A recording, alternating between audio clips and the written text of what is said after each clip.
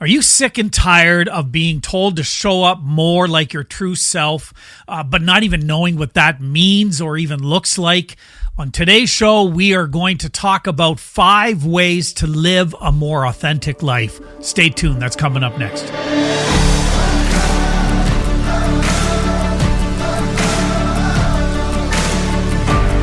Hi, and welcome to the Living Richly podcast. My name is Eric Deschamps. I'm here with my really great friend, Rob Dale, and really excited about our show today.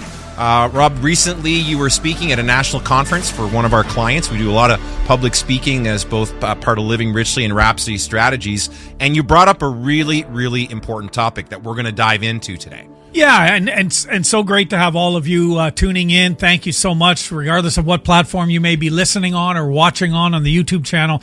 It's so great to have you here as a part of this. And yeah, as you mentioned, we do a lot of public speaking. We have a lot of opportunities to do that. And I was at an event recently, and they had asked me to come in and talk about how you show up and how you live your life, kind of work-life balance. They had 3 elements to that: live, work, play.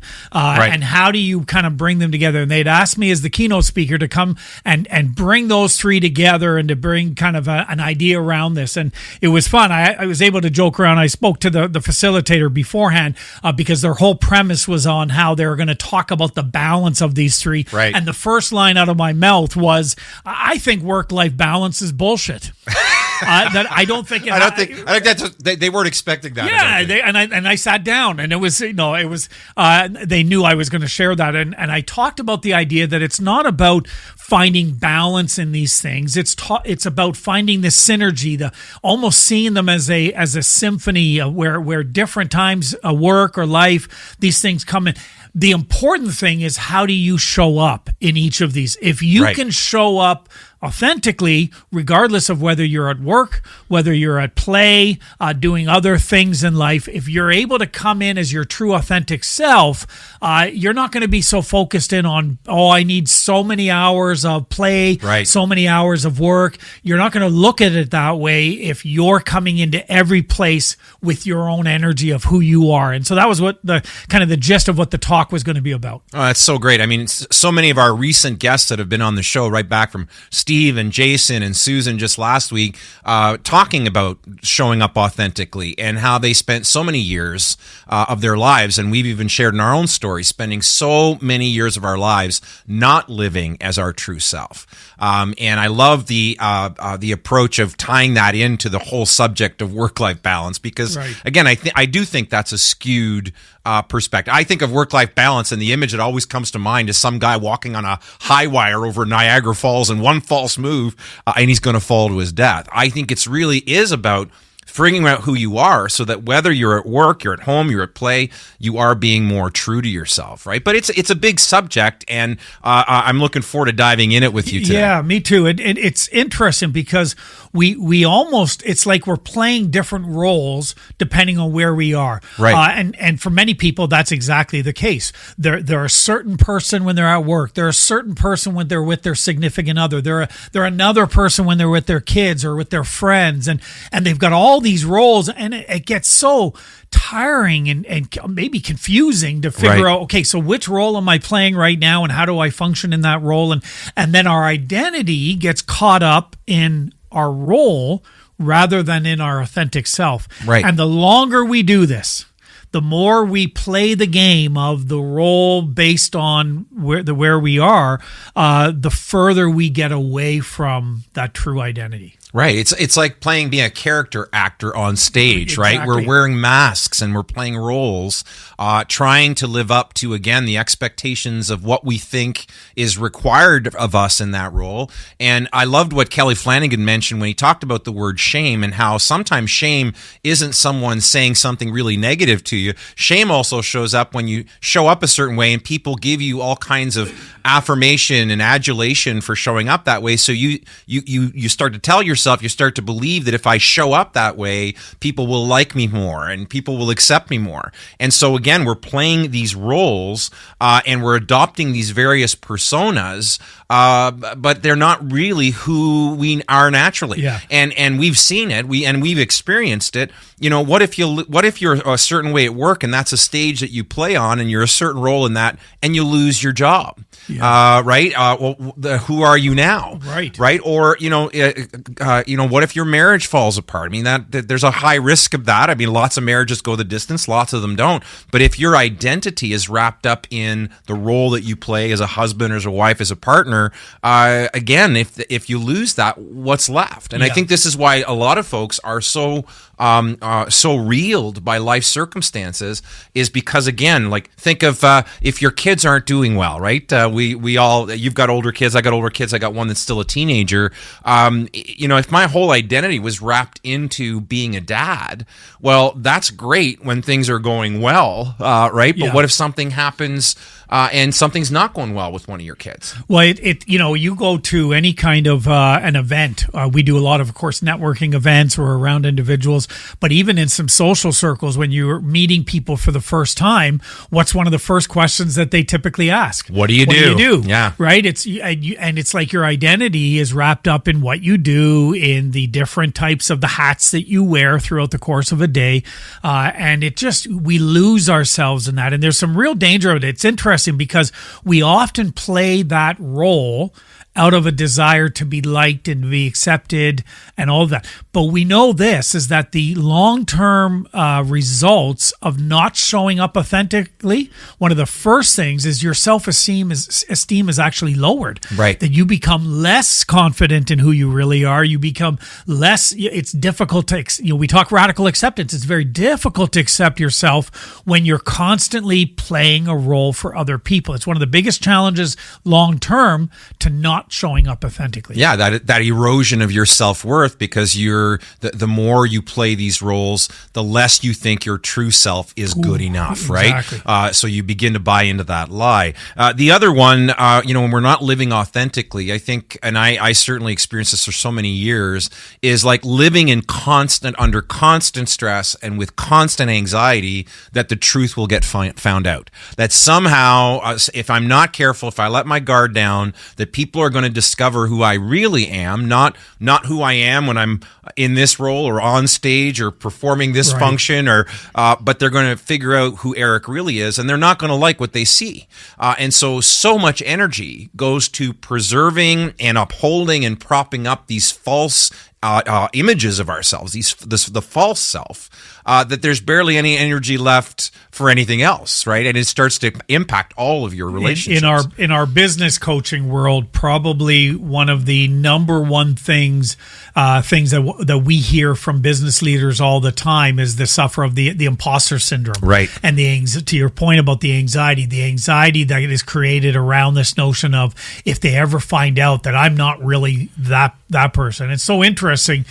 So then how do you find that way, and how do you move that way forward? Relationships suffer as a result huge. of this trying to play these roles. And it's I just finished reading Kelly Flanagan's book, The Unhiding, and such a powerful novel. I haven't gotten to that one yet, so it's next time I'm reading this. And I'll tell you, I finished the last just on the weekend. I finished the last chapter of it and sat on the couch as I was finishing it, tears in my eyes, just this hit of how he lands that. But almost the entire book is the story of this guy who is unable to show up authentically, and it costs him throughout most of the story. It costs him his relationship, his wife, right, who leaves because of this, and all of the challenge of coming to learn that. People get so frustrated. I just want to know you, and I want to connect with you, but we're not able to demonstrate and show that who we are. Well, think about two people trying to connect in a relationship of any sort, and if both are projecting some false self in hopes that that's what the other person will resonate with, what you're building is a relationship really based on a lie. It's not reality, right? So if I'm showing up, and I did this for so many years in my relationship, showing up a certain way, acting a certain way, again, trying to meet that need in my life to be accepted, to be loved, for someone to tell me that I was okay, because deep down I didn't believe I was okay. I thought I was fatally flawed. So I am showing up a certain way, giving and going over the top, and right, and yet that's not really me, and yet that's what they're attaching to. And what I'm attaching to and responding to them is probably a version of the truth, but not the real truth. And we wonder why then we have so many problems in relationships, and why it's the major probably the greatest cause of heartache in the human race is relational problems, right? Yeah. Relational breakdowns. It can be so significant. If only we learn to be more authentic, then we would actually attract and draw and connect more authentically and live a much healthier life. Years ago, a couple of years ago, you recommended a book to me, Attachment. I think so, yeah. And where it speaks about that, exactly about these different things that we show. In the midst of that, the more we play the role, the more we kind of do the dance and all of this, the less satisfied we are. The contentment disappears, and we feel that emptiness, and we hear it from people all the time. You shared it in your story, right? The big smile on your face. Look at you, you're always smiling, and you must be so happy, and yet there's no happiness inside. I've been there. We both experienced that notion of just absolutely loss of fulfillment, of just a loss of contentment over the course of, I don't even know who I am anymore because of that. Right. Well, it's a zero-sum game. The harder you work at trying to satisfy and live up to these expectations, and it's not really who you are, it's out of alignment with who you really are, the more you invest, the less you reap. The more you put in, the less you get out.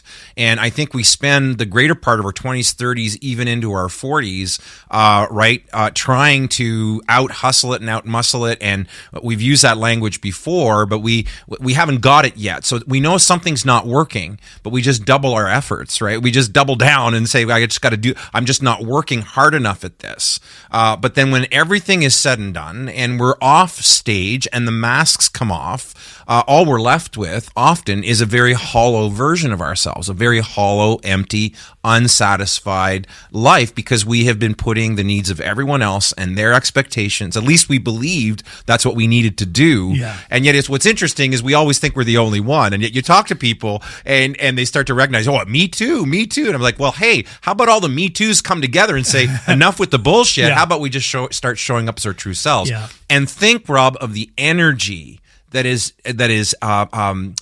the energy that's required just to get through a normal day, right? I mean, we all have lots going on, like especially if you're a parent and you've got a busy career and you've got you've got a relationship, you got friends, you've got all these things going on in your life that require tremendous energy. Every time you put up a false self, that self requires energy to keep up and propped up for others to see. And I know for me, when I talk about my burnouts, like, and I went through 3 of them, like I said, slow learner. A big part of that was trying to keep all of these false personas up and running, right? Yeah. Keep these false fronts from crumbling down in front of people. And so I think one of the leading causes of burnout is exactly what we're talking about. It really is. And we and it's interesting because it often takes, it's that build up and that build up and the build up. We have all heard of midlife crisis. Oh, that person's going through a midlife crisis, and we don't really understand what midlife crisis is. Midlife crisis is when that true authentic self finally is screaming so loud enough, and you cannot make the connection anymore with the what you've built up as the persona. Something gives, right, and something cracks, and it may not be a burnout, a severe burnout where somebody is completely off the grid for a season, but it may. Right, it often is. But that moment where all of a sudden we hit that crisis, that time where it's like it is time to make the shift, right. And the freedom, and we heard this with Susan even last episode, where she talks about the idea of the freedom to be her I forget to wear her freaky cape, which I'm really curious to see this cape. But we'll have to get her back on the show, exactly. But the notion of that freedom to come into that, and when I'm speaking at the event and I'm talking about this, I said, it doesn't mean that I still don't, in preparing for this talk, or even while I'm doing the talk, while I'm on the stage, there's about 150 people in this room. I'm up there thinking, I really hope these people like me. Right. I really hope they like what I'm saying. Right. I hope they think this is great. And they're doing this thing where you can add comments, and there's this feedback, and these things would pop up on the screen, the comments or whatever. And I'm like, that's a lot of pressure. So comments, those weren't happening live. They would pop up as soon as you were done. Oh, as soon as you were done. So you didn't get off the stage yet, and you got to see the feedback. And I was joking around. I don't know if I like that. So I was joking as I'm talking, saying, "Please like me, please like me." And I had my nice shoes on. I was like, put a post on about how great Rob's shoes are, or whatever. Like, I'm doing good. But the idea is that I'm still, the difference is that my day doesn't rise or fall with the need for them to like what I did. Right. And even if I got up there and completely, bleep the bed, shit the bed, it would still be, I would still get up and be okay. Right. I mean, you would feel the sting of that. You would feel the disappointment of that. But when you realize that your true self is more than the things that you do, the roles that you play, the projects that you work on. It's, I remember putting out a post on social media, and it got so much traction. All I said was, you are more than your work. Right? We put so much. I know we play a lot of roles, but let's face it, this is a role that we invest 8 or 9 hours a day, 5 days a week typically into, and we put so much of our value and our worth and our sense of self rides on how we do in that particular role. Before the episode, we were chatting, and you used an analogy of a tree in a forest. Yeah, well, think about it. Like, think of a large tree in a forest and how it doesn't give a fuck about anything else than being a tree. It's not trying to be a rock. It's not trying to be a river. It's not trying to be a flower. It's a tree, and it just owns that completely. And it's not consumed or obsessed about, well, what if my roots show, my gnarly roots show, or what are people going to think when in the fall my leaves start to fall off, and in the winter I'm kind of bare and don't really have any sign of life until the spring. It understands that this is all part of the cycle, and it just owns it. It just owns it. But and even with that, I think the bird comes and builds a nest in that tree, right? And to the bird, the tree is a house, right? To a caterpillar, the tree is nutrition, right?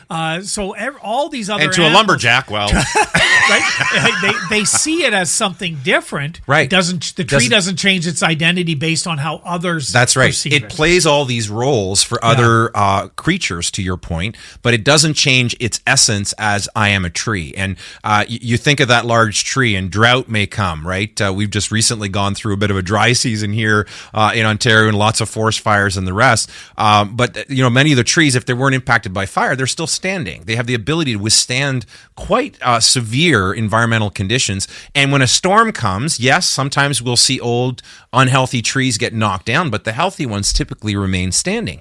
So this notion of standing tall in your truth, standing tall in who you are and owning who you are and not being ashamed of who you are, which I love to be able to say it with such conviction now, because for so many years, this is a topic I would avoid, because as soon as it was raised, when people talk about authenticity, when they talked about being your true self, listen, I wasn't deliberately trying to, it's not like I was a con artist trying to deliberately make people believe something different to my own selfish ends. This was not a malicious play on my part, and I don't think it's a malicious play for most people. We know that there are a segment of the population that they would be malicious in its essence, but it's more we feel we need to play these roles in order to fit in, and that this is what society expects of us. And it's only when we're willing to, one, acknowledge that approach isn't working for me. Thank you very much. It's I'm to your point, like my self-esteem is taking a hit. I'm more stressed and more anxious.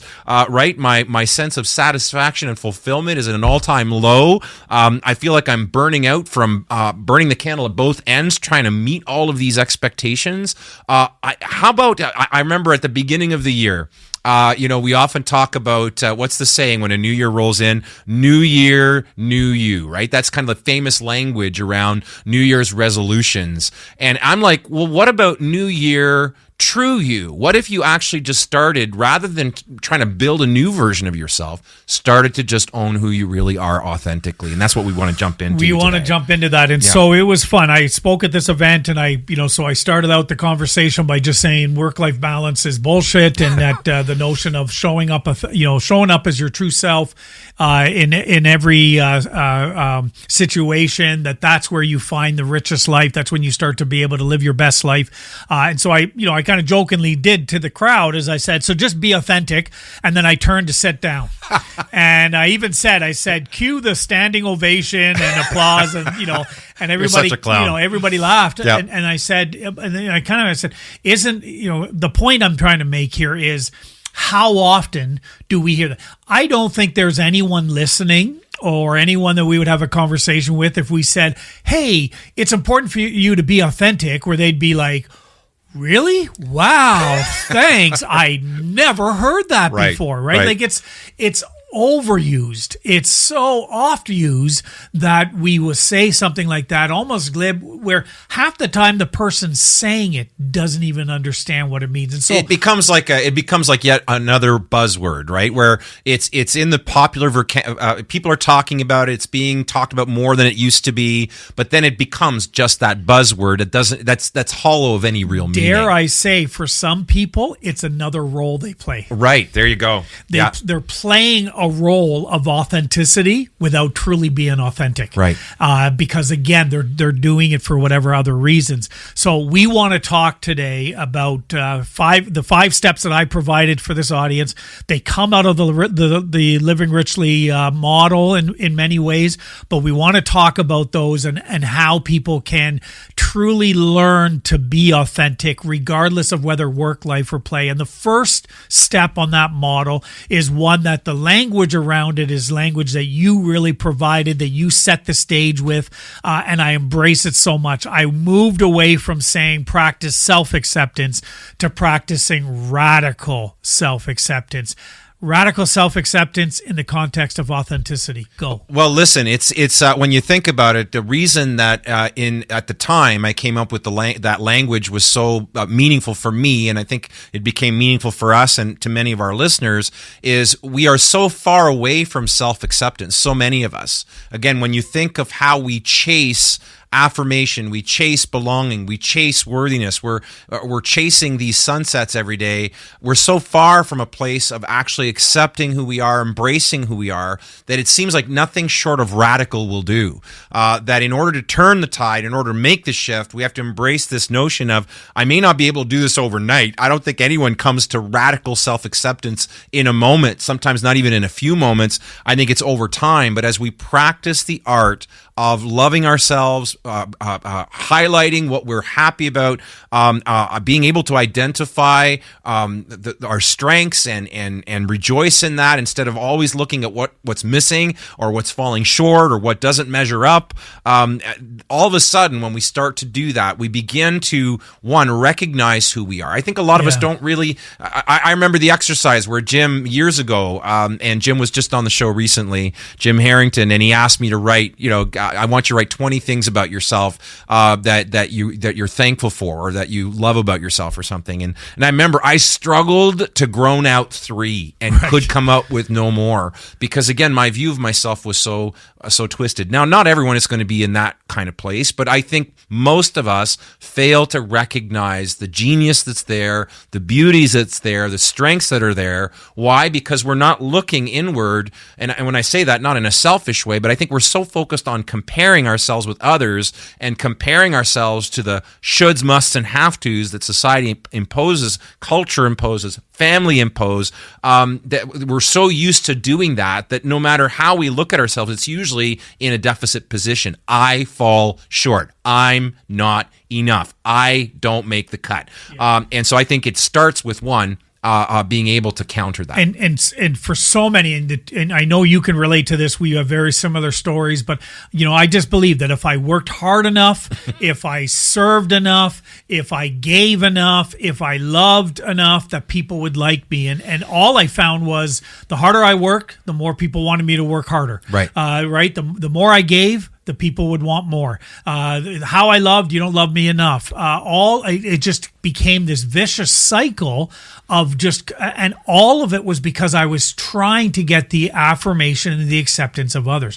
When I began to practice radical self-acceptance and that really turning the focus inward, all of a sudden my behavior outward stemmed out of my own acceptance, and I didn't need the acceptance of someone else in order to do that. And that's why it's so critical. You will not be able to show up authentically at work, at play, in any area of life if you don't first embrace love at the core of who you are, who you are, and being able to embrace that first and foremost. Yeah, 100%. And I think you've been so good with our guests as of late. One of the questions you often are asking them when they're with us sharing their journey is asking them to identify some of the scripts that they've had to rewrite. And when we talk about scripts, we're talking about belief systems. We're talking about what is the self-talk that goes through your mind, and what are those when we even, I think I use the language first on superscripts, right? What are the ones that, like, of all the lies you tell yourself, of all the negative things you believe about yourself, I think most human beings have to overcome 4 or 5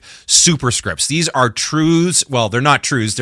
They're false notions of who you are and how the world works, but they twist your ability to interact with reality in a healthy way. They really do rob you of that abundant life. Talk to us about that for you. And sometimes those scripts are screaming at you, right? Sometimes those scripts are whispering at you. Sometimes they're not making any sound. Right. They're so embedded in our They're standing in the background, tapping their foot, looking at you judgmentally. Exactly. And they're telling you, if you behave that way, people think you're silly. Right. If you do that, people are going to not take you seriously, whatever it is.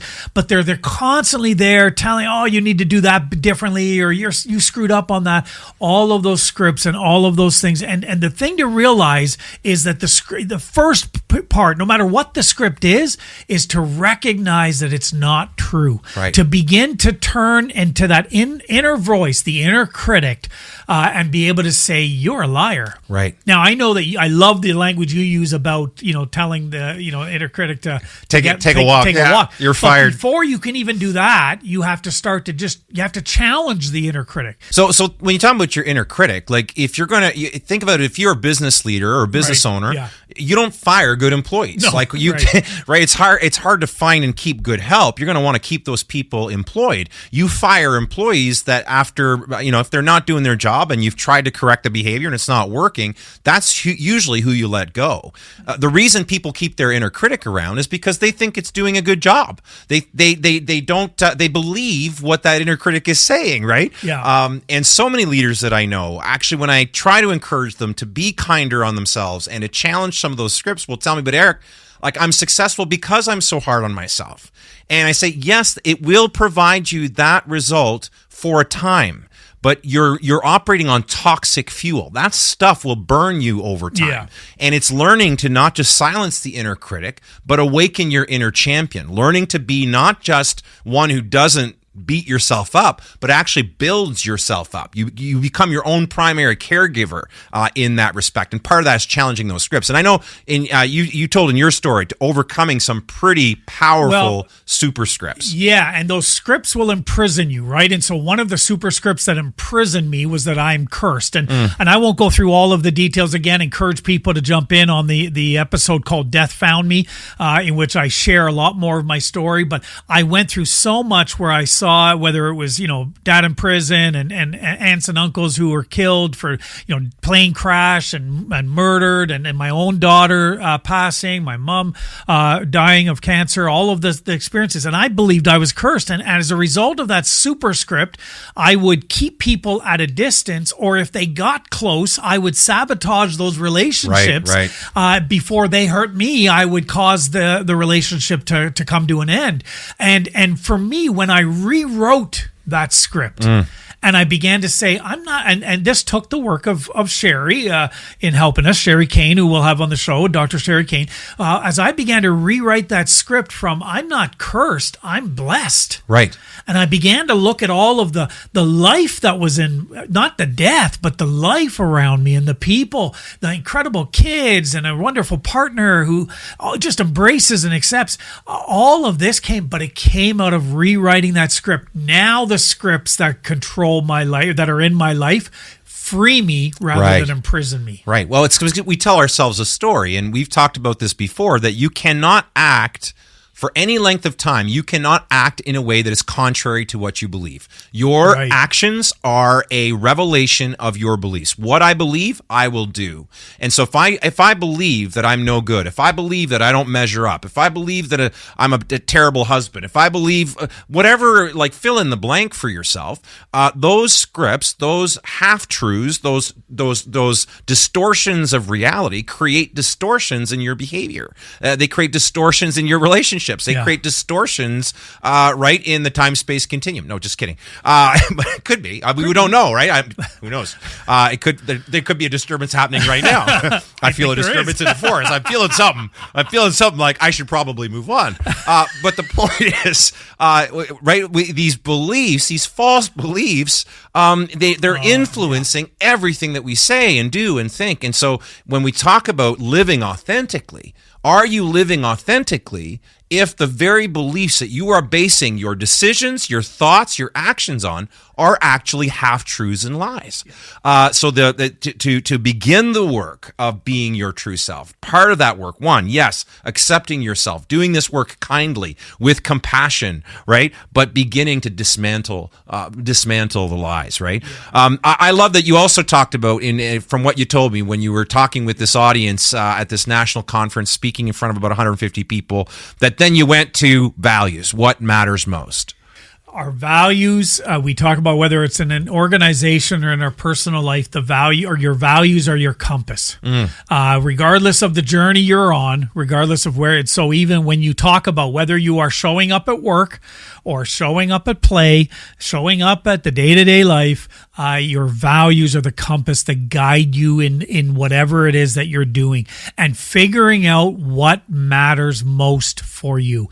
If you don't figure out what matters most for you, you will live your life by what others define as what matters. You will live by other people's values, by other people's priorities, and you will constantly be in a place of frustration with that. Right, because listen, let's face it, people are looking out for number one. So if, and I know our listeners will have heard us talk about the importance of figuring out their values and figure out what matters most. We talk about it so frequently, and I think Anastasia was the one who spoke about it most recently, when she made the famous line, figure out what really matters and then protect that shit. Like, I'm paraphrasing, but that was basically what she said. The reality is that if you're listening to the episode right now, or you're watching here on YouTube, no one can do this work for you. Until you get clear about what matters most for you, you will continue to live according to someone else's agenda. And let me tell you, there's no more miserable way to live, because every human being on the planet is inherently self-centered.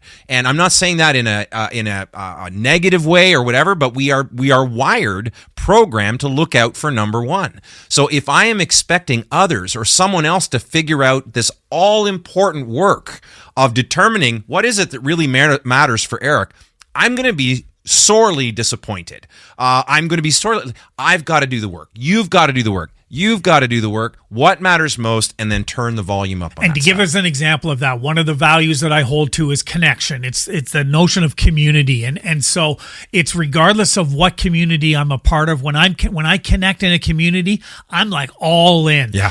The people that are part of the gym that I go to. It's a little weird, actually. It's wonderful. You love it. Well, actually, and this is the funny part, right? Because if I'll use it, using the gym as an example, I'm like the biggest cheerleader at that gym. I'm I'm going to, sometimes I'm at, recently they do a kind of this specialty. No one loves Orange Fitness like you do. Right. Well, there's a specialty workout that they're doing, and I can't do it because I'm injured, but I'm there just cheering on other people. Yeah, and at one I see point, that. a couple of people, Totally I'm you. not the only one. I've got others.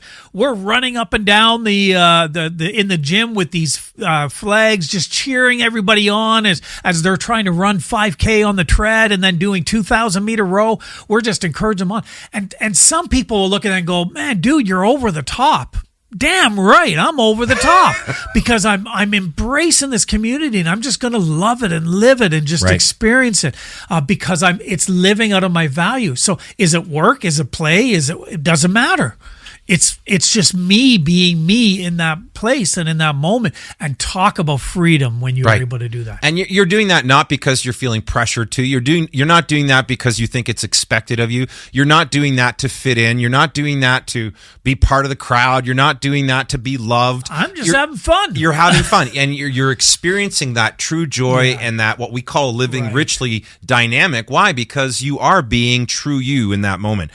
There is a principle that you talk about frequently in so many of our conversations, and that is the fourth principle we want to talk about today, which is identifying and focusing on what's within your control. Can you say a few words about that? It is amazing to me how many people, in fact, I read a study not that long ago, and as I was preparing for this talk, somewhere around 90% of the things that the average person focuses their attention and energy on are things that are outside of their control. Right. That they have no ability to be able to control. They might be able to influence some of those things, but they can't control them. But we put so much time and we put so much energy worrying about things that are outside our control. Will I get that promotion? You can't control it. You could influence it. You can't control it. Will that person like me? You can't control that. You can influence it. You can't control it. What are the things, when we look at what is within my control, it's all internal. It's me. Right. It's my thinking. It's my how I show up. All of that. And if people that truly live fully out richly and their fullest life and live authentically means I'm going to show up focusing in on the things that I have within my control. I'm going to show up with the energy that I bring. I'm going to show up with the attitude that I have. All of these things are within my control, and that's the key to being able to. So now you go into any situation and something happens that's outside of your control. You don't lose your shit over that. It doesn't send you on a tailspin, because you recognize that's not within my control. What is in my control right now is how I react to that. Right, exactly. I mean, if you want the most miserable job in the world, try being in charge of changing other people. Right. Try taking control over that process. I remember the most freeing day in one of the most freeing days in my life was when I gave up being the general manager of the universe, right? Where you feel so invested in so many things that, to your point, I didn't even notice the day that you did that. No, it didn't make any difference at all. I obviously wasn't doing a very good job. I wasn't being very relevant in the role. But the point is, we devote so much energy to things that we can't shift, and we're not advocating being heartless or being not caring about world events or not caring about situations that are horrible, but it's about the amount of energy we're going to then devote to that or invest in that, recognizing that we may not be able to shift it, when in reality the best investment of that energy could be used in areas where we can actually affect a change, where we can move the needle, where we can make a difference. But often, by the time we get done spending our energy on these bigger issues, we've got barely anything left. And so then the people around us, our loved ones, our children, our coworkers, they get our leftovers. Why? Because that's all we've got left. We're running on fumes now. Yeah, one of the ladies listening to the talk that I did came up to me right afterwards, and they had a question around, well, are you saying, they brought up the thing about being controlling the things that are within your control, and they said, her comment was, well, you can't really control the environment, so are you saying you shouldn't try? You shouldn't, and that's where, again, and neither one of us are saying that. It's where we're saying is we focus on what we can. What I can control is my part of that. I can influence. I can choose to recycle. I could choose to, use less. I can encourage others to do the same. But so again, it's not that we're saying to you what you just said there, but it's not that we're saying you hide your head in the sand and you ignore all of the world events one of my core values is fairness, and how I show up is I'm very much an advocate for those who don't have a voice. Right. Because I recognize that. So I will speak up and defend and protect communities that maybe don't have the same voice or the luxury that I have as a white male. Right. And so I want to be able to do that and to stand with others. But so you can influence, you just can't control. That's right. So just be mindful of how much energy you're giving to those things, right? And devote your energy where it matters most. And the last principle that you talked about that day that you were speaking at that conference was then right out of the Living Richly model, which is one of the part of quadrant. It's like the fourth part of the quadrant model is right there, number 4, which is create rituals that serve you. And I like the language you use there, rituals that serve you. Yeah. There's so oftentimes our rituals end up controlling us rather than serving us. We want to have rituals that serve us, those habits, those practices that align our values with the things that matter in our life, the things that enrich our life. And the more we prioritize our rituals, the more authentic we can show up in every space, no matter what that space might be. And I found it helpful, and it was you that helped me guide in this, and again with the model of being able to organize my rituals into the 4 elements model, which is the whole Living Richly model. And I certainly look at that, and I'm asking myself often the questions around what are my rituals that help enrich the relationships in my life? What are the rituals that help enrich my health, my body, my mind, and my spirit? And the more that I'm practicing those, the more I'm able to now show up authentically in everything in life. Right. And those rituals, when you say that they serve you, these are not, again, you're not doing them, you're not engaging in them because you feel pressure or social pressure, or you're feeling that you're going to let someone down if you don't do this. Again, if it's not driven by a personal desire about what matters for me, and being my authentic self means that these things are the things that make me happy and help me be healthy at all levels, that's what's going to keep you motivated. I mean, think of how many people try to join the gym every year right after Christmas, right after New Year's, and they're doing it often out of for all the wrong reasons as opposed to all the right reasons. What if you chose rituals and practices that you actually enjoy, that are actually meaningful to you, that are true to you, and don't give in to dogma and pressure and just because it works for this person and they're really a big fan of it and they're trying to convert you to their methodology or their diet or their exercise routine or regimen. You got to figure out what matters for you, man. When we talk about being true to you, it truly is that. Does this resonate with you? And if not, it's okay to say, no, thank you. That doesn't work for me. And even if you get some blowback for that, you will certainly, the short-term blowback you may experience from that is a lot less than the long-term effects of trying to, again, live somebody else's life or live according to somebody else's expectations, where you are denying yourself and trying to be someone else.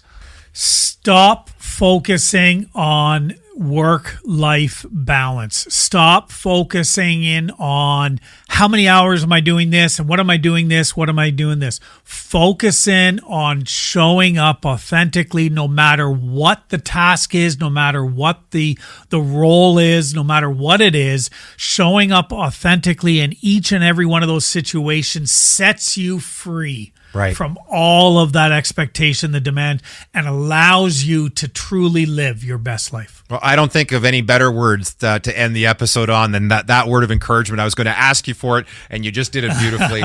Folks, we want to remind you that if you're enjoying the show and you're really benefiting from these conversations, we ask you to like, subscribe, share.